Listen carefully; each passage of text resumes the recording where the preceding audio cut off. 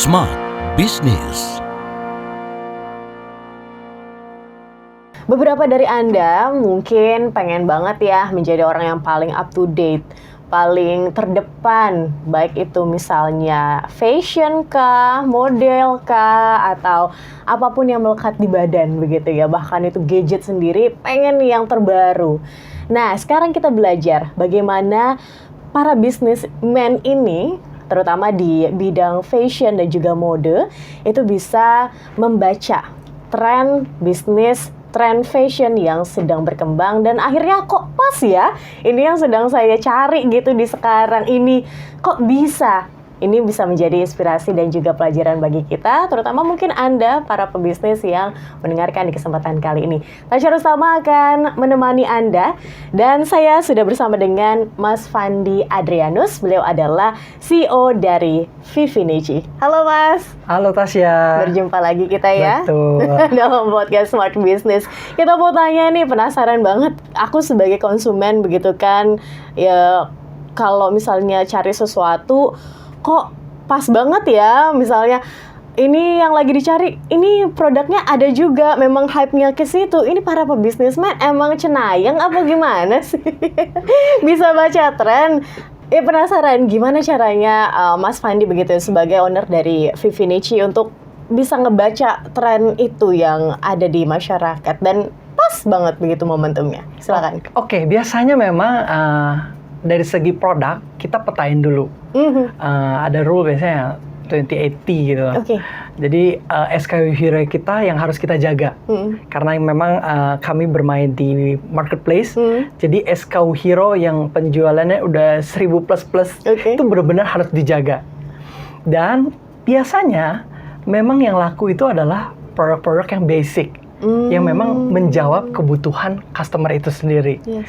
Jadi di kami juga biasanya kita bagi ya, ada produk-produk yang fashion banget, kayak warnanya juga warna-warna di luar warna biasanya, tapi biasanya warna-warna itu yang membuat brand kita kelihatan lebih cantik secara etalase. Gitu ya, kayak merah, hijau botol, biru. Tapi kan in the end kadang-kadang customer belinya itu lagi warnanya. Ya black, nude, krem, silver. Biasanya warna-warna neutral semua yang memang cocok di kulit orang Indonesia seperti itu. Dan biasanya memang kita research dulu dari skala marketplace. Biasanya di survei di kompetitor juga seperti apa, kita lihat lagi secara nasionalnya seperti apa, even ke internasional kita juga look up. Seperti itu. Ini kan kalau misalnya melihat begitu ya, di tahun 2025 sendiri ini akan kemana arahnya? Terutama kalau misalnya kita ngomongin sepatu, apakah masih yang lancip-lancip kah, atau sudah yang gimana kah gitu? Kalau kita ngomongin heels, saya melihat memang untuk yang biasanya tuh kita kalau di fashion itu look up-nya selalu di internasional dulu seperti apa. Jadi kalau internasional udah launching, biasanya beberapa bulan itu akan diadopsi di high end brand. High end brand biasanya nanti turun lagi di mid, low, sama masyarakat pokoknya semua kayak gitu. Dan saya lihat memang biasanya kalau untuk di heels itu yang pointed. Pointed itu masih oke, cuman kita menyesuaikan lagi. Kadang-kadang kalau terlalu pointed, nyaman nggak ya sama anatomi kaki orang Indonesia? Apalagi dengan market saya, kadang-kadang ibu-ibu apa segala macam yang kalau sulas kita bilangnya sepatu kayu cetakan kita itu kan standar. Cuman kan namanya anatomi kaki orang Indonesia dari Sabang sampai Merauke itu beda banget ya. Nah, jadi ya menyesuaikan ke situ sih. Sama occasion-nya juga apa-apa aja. Tapi kalau kita ngomongin sepatu, tadi Mas Fandi juga bilang yang basic itu masih jadi hal yang sering dicari. Begitu ya. Tren mode itu ngikutin juga nggak sih? Karena kita tahu ya, namanya tren fashion itu kan bener-bener cepet banget gitu ya. Sepatu juga begitu nggak? Betul, benar. Ada korelasinya.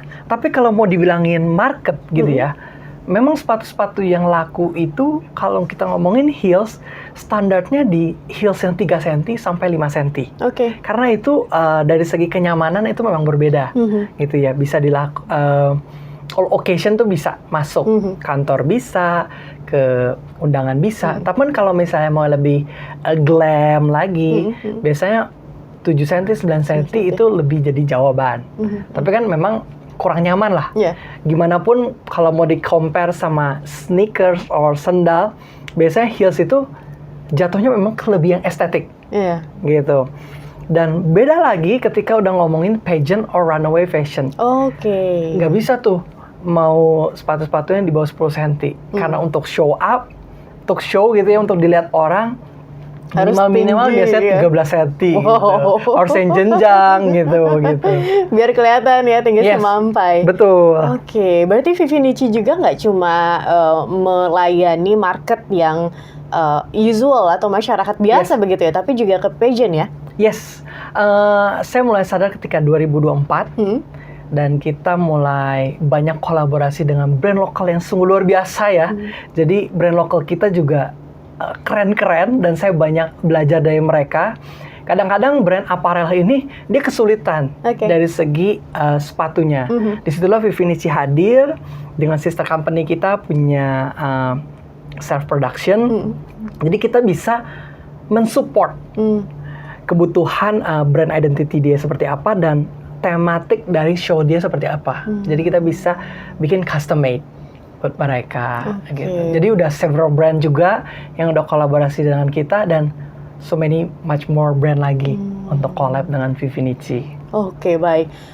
Mas Fandi, untuk produk-produk yang mungkin lama gitu, model-model lama, apakah itu tetap diproduksi atau seperti apa? Atau harus selalu ada upgrade di setiap tahunnya atau seperti apa sih kalau produk sepatu sendiri? Oke. Ketika kita ngomongin produk baru atau new launch, biasanya saya dengan tim sales saya, marketing saya, itu kasih timeline. 3 bulan pertama itu harus ada target untuk menyentuh penjualan segini. Ketika itu tidak masuk penjualan, berarti produk ini tidak fast moving lah. Jadi dari segi inventory kita biasanya pecah jadi 3. Fast moving, slow moving sama dead moving.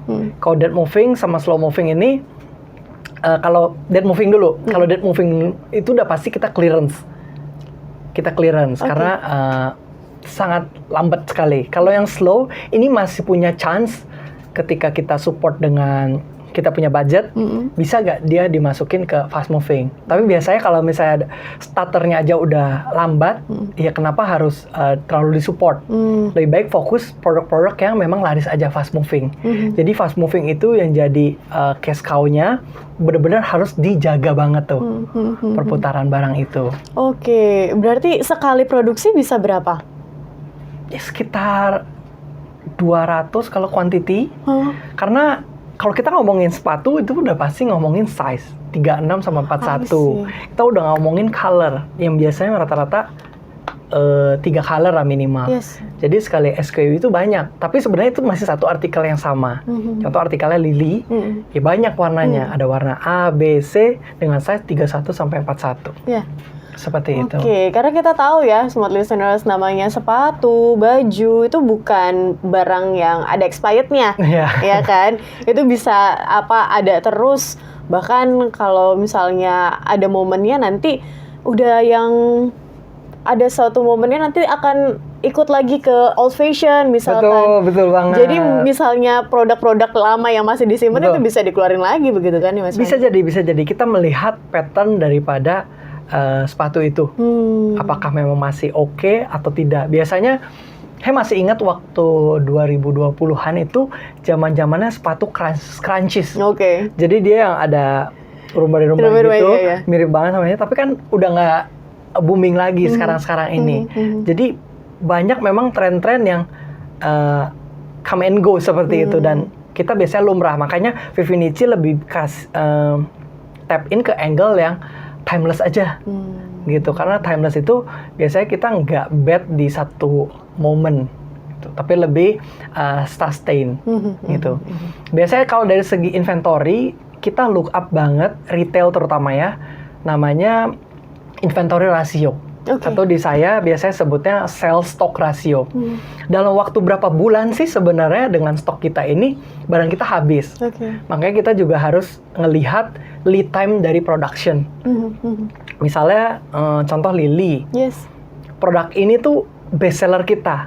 Dan kita lihat biasanya ini momennya momen kapan. Ketika lebaran, kita SSR-nya bisa kali 5 sampai 7. Wow. Kenapa? Karena ini adalah celebration date-nya gitu loh. Momennya. Contoh juga kita lihat tren misalnya heels. Yang rata-rata 7 cm. Biasanya itu laku kalau berberan. Kenapa sih berberan? Mungkin banyak yang merit di situ. Iya. Iya. Nanti balik lagi pattern-nya. Oh. Kayak gitu. Jadi memang biasanya ada siklus dan kita lihat juga perputaran dari inventory ini seperti apa. Dan menurut saya retail, fashion, itu benar-benar harus di-secure banget. Dia punya SKU hero, jangan sampai lost the moment. Karena kalau udah lost the moment, ya udah lewat, ya nggak akan keluar lagi nih barangnya ya. Betul. Oke, untuk para mungkin pebisnis sekarang yang masih merintis begitu ya, Mas Fandi. Kita bisa, terutama di bidang fashion misal dan juga mode, kira-kira kita bisa leads the trend nggak sih? Atau sekarang ya untuk para pemilik brand itu masih mengikuti tren, bukan menciptakan tren begitu? Oke.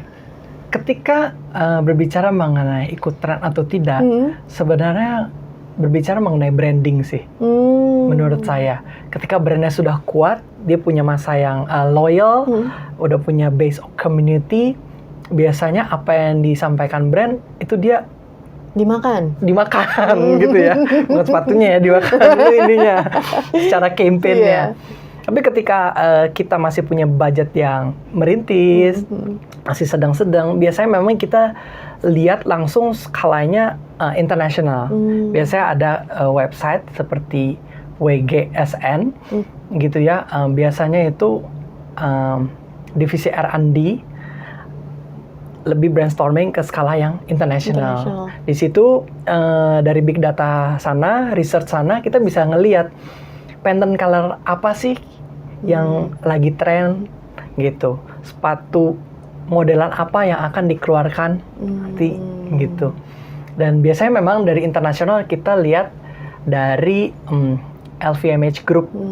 Itu kan sudah besar sekali, pasti kita look up research ke sana. Tapi dari segi nasional, teman-teman biasanya kan punya persona brand itu sendiri. Dan teman-teman boleh ATM lah, amati tiru modifikasi, ngelihat gimana sih angle-nya itu. Tapi kita harus punya identity kita sendiri. Nggak bisa selamanya kita jadi followers. It's good jadi followers dulu, tapi ada momen ketika kita harus jadi di depan. Oke, idealisnya perlu dikeluarkan begitu. Betul. Ya, walaupun nggak idealis banget, tetap harus melihat bagaimana tren keseluruhan. Karena kalau idealis banget dan ngikutin maunya pebisnis aja begitu ya, Mas Fandi, ya nggak laku. Betul. Tapi menarik loh mengenai idealis dan realita ya. Karena kan ada ekspektasi, ada realita. Kalau dari segi saya sendiri, saya punya 2 mentor. Yaitu ada kakak saya sama orang tua saya. Lebih ke mama, kayak gitu ya. Nah, namanya generation yang berbeda, Gen Z, millennials gitu ya, compare to baby boomers, itu saya udah terbiasa mendengarkan keduanya. Satu yang idealis sekali, yang radikal gitu ya. Satu yang realistis dong, kayak gimana. Jadi saya belajar untuk mencari benang merah. Karena dua-duanya sebenarnya sama aja. Satu ngelihat gajah hidungnya, satu ngelihat ekornya, tapi mereka tetap ngelihat gajahnya gitu loh. Dan kita mikir, oh tengah-tengahnya ini. Gitu. Itu harus dicari oleh para pebisnis gitu agar melihat trennya kemana. Oke, terima kasih Mas Fandi telah berbagi di kesempatan podcast Smart Business kali ini. Dan Smart Listeners, terima kasih juga untuk Anda yang sudah bergabung bersama dengan kami.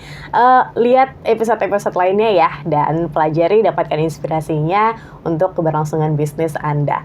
Dan akhir kata, saya Tasya Rustama dan Mas Fandi Adrianus, CEO dari Vivinici.